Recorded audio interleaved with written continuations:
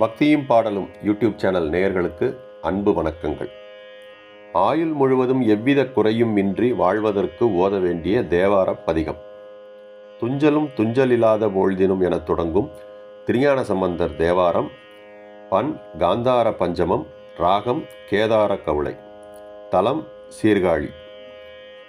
இது நமச்சிவாய என்ற மந்திரத்தின் சூக்கும வடிவமான ஐந்தெழுத்து என்று சொல்லி போற்றப்படுகின்ற ஐந்தெழுத்து வடிவமான பதிகம்.